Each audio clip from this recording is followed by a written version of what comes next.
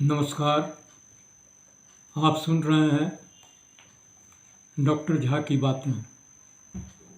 मैं doctor Jha, retired CMD HSCL, professor HRM और आजकल मीडिया में काम कर अपना वक्तव्य रखते हुए, अपना विचार रखते हुए आपके सामने हूँ। आप सबका स्वागत है। आज इस विषय पर मुझे आपसे बात करनी है कि आने वाले इलेक्शन में 2024 में मोदी जी को चैलेंज करने के लिए क्या क्या उपाय और क्या क्या कदम उठाने चाहिए। इंडिया गठबंधन बना हुआ है, उसमें क्षेत्रीय पार्टियां हैं, लेकिन आज भी पूरे देश के अनुसार एक ही पार्टी है जो पूरे देश में ज़्यादा है, जिसकी उपस्थिति है, वो है कांग्रेस पार्टी।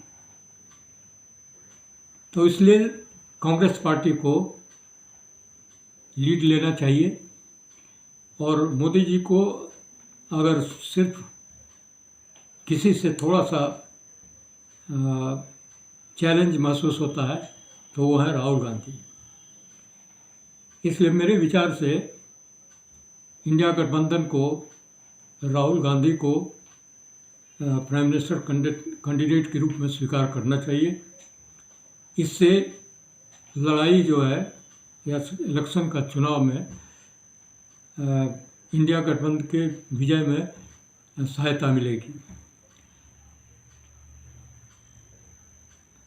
और इंडिया गठबंधन के लोग इसे स्वीकार करेंगे तो ये अच्छा रहेगा। जहाँ तक कैंडिडेट चुनने का प्रश्न है तो एक ही आधार बनाना चाहिए कि जो चुनाव जीत सकता है उसी कैंडिडेट को आप टिकट दीजिए। इसमें होगा कि वह प्रत्येक कैंडिडेट अपने आप को रिस्पॉन्सिबल समझेगा और अपने चुनाव की व्यवस्था में लग जाएगा। बाकी जो भी पार्टी के लोग हैं वहाँ पर, वो उस कैंडिडेट को मदद करेंगे, उसके विरोध में काम नहीं करेंगे। ये अंडरस्टैंडिंग जो है, इस तरह का सामंजस्य बना रहना चाहिए। राम मंदिर जिसका इतना प्रचार प्रसार हो रहा है, वास्तव में बीजेपी का प्रोजेक्ट है जो उन्होंने कभी आज से बरसों पहले स्टार्ट किया था और आज जो है कुछ चंद दिनों में वो अपने अंतिम स्वरूप में सामने आएगा और वहाँ पर न्योता उसी को दिया गया है जिससे बीजेपी को लाभ होने की संभावना है, विशेष रूप से आर्थिक लाभ, क्योंकि वही लोग हैं, पैसे वाले लोग हैं जो जाएंगे और वहाँ पर जो है मंदिर के ट्रस्ट में पैसा देंगे या आगे भी उसको मदद करेंगे। इसलिए इसके बारे में इंडिया गठबंधन में बात करने की कोई ज़रूरत नहीं है। ये उनका प्रोजेक्ट है, उन्होंने किया, अच्छी बात है, जनता प्रसन्न है और उत्साहित है, ये भी बहुत अच्छी बात है, क्योंकि धर्म के नाम पर किसी तरह की राजनीति उचित नहीं है। विचारों की राजनीति होनी चाहिए और प्रोग्राम की राजनीति होनी चाहिए, सद्भावना की राजनीति होनी चाहिए, लेकिन धर्म की राजनीति नहीं होनी चाहिए। समाज को समाज में एकजुटता बनाए रखने की कोशिश हमेशा होनी चाहिए।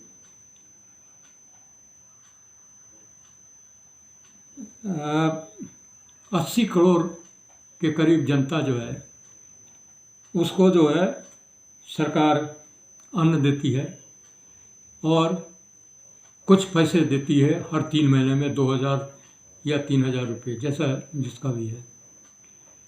लेकिन यह कोई बहुत अच्छी बात नहीं है, क्योंकि जापान में हमेशा कहा जाता है कि मछली खाने को मत दो, मछली मारने को सिखाओ।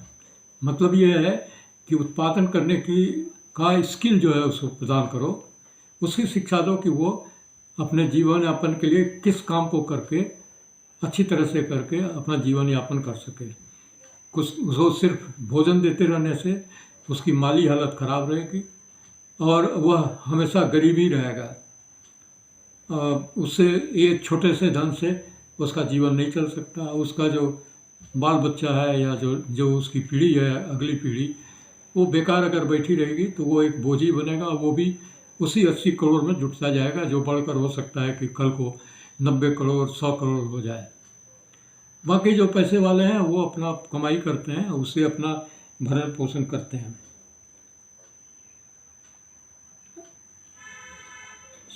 यह जरूरी होगा कि डेवलपमेंट का जो हुआ है, इसका प्रचार गवर्नमेंट कितना कर रही है, उसका एक वेरिफिकेशन होना चाहिए। उसके लिए जो इंडिया गठबंधन की पार्टियां हैं वो वॉलंटियर तैयार करें और उनको जो है सस्टेनेंस अलाउंस आप दीजिए, जिससे कि और जा कर के वो वास्तविक स्थिति को जांच कर सकें। सरकारी आंकड़े तो हैं, वो बड़े चमकीले हैं, बड़े ज़ोरदार हैं, लेकिन क्या वास्तव में धरातल पर ऐसी स्थिति है कि नहीं, इसको अपने वॉलंटियर्स के द्वारा जांचना चाहिए और उसको जनता के सामने जो है पार्टियों को रखना चाहिए। ज़रूरी ये है कि जो इंडिया गठबंधन की पार्टियां हैं वो रूरल डेवलपमेंट को सपोर्ट करें, जिसमें लोगों का लिविंग जो है इंडिपेंडेंट हो सके, जॉब पैदा हो सके और वह गांव में ही इस तरह का काम करें कि उनका जीवन यापन भी हो और उनको कुछ धन लाभ भी होता रहे। देश में अमीर गरीब को समान दृष्टि से देखें। एक लड़ाई जो 2014 के बाद से बहुत सामने आ गई, जब अमीरों से पैसा निकालने की बात आएगी, ब्लैक मनी निकालने की बात होगी, जिसमें बहुत सफलता तो नहीं मिली है सरकार को, कुछ कुछ कहीं कहीं मिला है और बहुत से जो ब्लैक मनी वाले भाग कर चले गए देश से बाहर भी, लेकिन जितना उन्होंने प्रॉमिस किया था उस हिसाब से वो नहीं आया। इसलिए एक खाई जो है बन गई अमीर और गरीबों के बीच में। यहाँ तक कि मध्यम वर्ग के लोग भी अपने आप को बहुत सुरक्षित महसूस नहीं करते हैं, उनको भी अधिक से अधिक धन कमाने की इच्छा होती है। हम लोग मानवतावादी संस्कृति को बढ़ावा दें, ट्रांसपोर्ट आदि की सुविधा कार्यक्षेत्र को बढ़ाने में हो, जो किसी भी सरकार को करना पड़ेगा। विदेश नीति हमारी जो है वो बहुत सफल नहीं कही जाएगी, क्योंकि हमारे मित्र बदलते रहते हैं। आज जो मित्र हैं वो कल जो है अलग हो जाते हैं, ठंडे पड़ जाते हैं। तो विदेश नीति के मामले में सब देशों के साथ मित्रता और सहयोग पर आधारित बनाना चाहिए, जिससे वैश्विक बाजार का सही उपयोग होगा। किसी भी युद्ध से अपने आप को अलग रखना जरूरी होगा, क्योंकि किसी भी युद्ध में शामिल होने से अपना नुकसान होता है। विश्व में व्याप्त समस्याओं पर अपनी संप्रभुता को रखते हुए विचार रखें और शायद जो हमारे यहाँ कहा जाता है, ना काहू से दोस्ती ना काहू से बैर के सिद्धांत पर अमल करें। इन कुछ बातों पर अगर विपक्षी गठबंधन ध्यान दे तो मोदी जी के प्रचार के बावजूद भी उनको हर क्षेत्र में टक्कर दिया जा सकता है और इंडिया गठबंधन सरकार बनाने में सफल हो सकता है। आपको धन्यवाद। जय हिंद।